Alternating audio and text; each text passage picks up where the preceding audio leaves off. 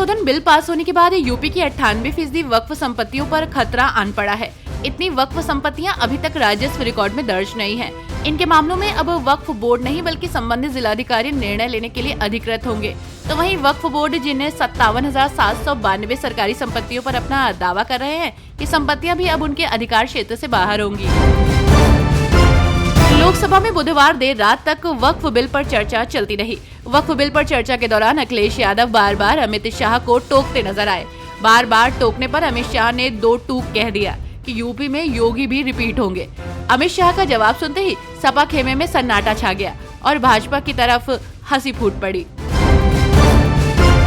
RSS की स्थापना की शताब्दी वर्ष की तैयारियों को लेकर पश्चिमी और ब्रज क्षेत्र के 32 संगठनों की समन्वय बैठक हुई।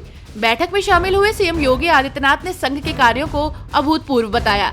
सीएम योगी ने कहा कि प्रयागराज में महाकुंभ का सफल आयोजन और अयोध्या में राम मंदिर का निर्माण हर सनातनी के लिए गर्व का विषय है। उन्होंने संघ की उसके सामाजिक कार्यों के लिए जमकर प्रशंसा की और कहा कि जातियों में बंट रहे सनातनियों को एक करने में संघ ने विशेष योगदान दिया है। वक्फ संशोधन बिल पास हो गया है, लेकिन इस पर बरेलवी उलेमा 2 धड़ों में बटे नजर आ रहे हैं। इत्तेहादे मिल्लत प्रमुख मौलाना तौकीर रजा ने जहां इसका विरोध किया तो वहीं कई उलेमाओं ने इसका साथ दिया।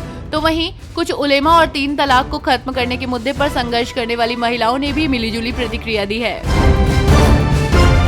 ऑल इंडिया मुस्लिम जमात के राष्ट्रीय अध्यक्ष मौलाना शहाबुद्दीन रजवी ने लोकसभा में वक्फ संशोधन बिल पास होने पर स्वागत किया है। मौलाना ने इस बिल के पक्ष में वोटिंग करने वाले सांसदों का शुक्रिया अदा किया है। केंद्र सरकार को मुबारकबाद दी है। उन्होंने कहा कि सरकार ने बुराई के खात्मे के लिए अच्छा कदम उठाया है। इस बिल से गरीब मुसलमानों को फायदा होगा।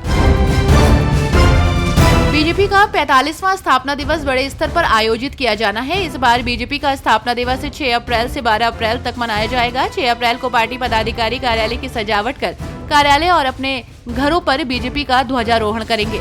विधानसभा स्तर पर सक्रिय सदस्यों का सम्मेलन करना है। तो वहीं 7 से 12 अप्रैल तक बूथ चलो अभियान के अंतर्गत मंडल अध्यक्ष स्तर से ऊपर के सभी कार्यकर्ता गाँव, शहर, वार्ड में प्रवास करेंगे। उत्तर प्रदेश देश में एथेनॉल उत्पादन में नंबर 1 राज्य बन चुका है और अब गोरखपुर को इसका बड़ा केंद्र बनाने की तैयारी है। मुख्यमंत्री योगी आदित्यनाथ की अगुवाई में जिले में 3 बड़े एथेनॉल प्लांट स्थापित किए जा रहे हैं। इसमें से पहला गीडा यानी कि गोरखपुर इंडस्ट्रियल डेवलपमेंट अथॉरिटी में बनकर तैयार हो चुका है, जिसका उद्घाटन 6 अप्रैल को मुख्यमंत्री के हाथों होगा। उत्तर प्रदेश के अमरोहा में हुए मनरेगा फर्जीवाड़े में क्रिकेटर मोहम्मद शमी के जीजा को मास्टरमाइंड माना गया है। तो वहीं शमी के जीजा की मां को मुख्य दोषी पाया गया है। जनपद अमरोहा के ग्राम पालौला में मनरेगा फर्जीवाड़े में डीएम ने जांच रिपोर्ट सौंप दी है।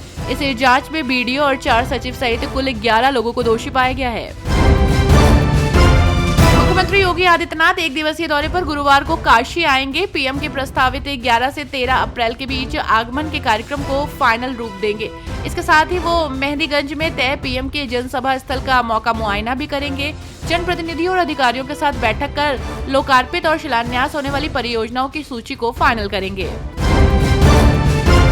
योगी सरकार दुकानों को आधुनिक रूप देने की योजना पर काम कर रही है। इसके तहत अन्नपूर्णा भवन बनाए जा रहे हैं। अब तक 3,534 भवन तैयार हो चुके हैं, जिससे प्रदेश के 1 करोड़ 15 लाख से ज्यादा राशन कार्ड धारकों को सीधा लाभ मिल रहा है।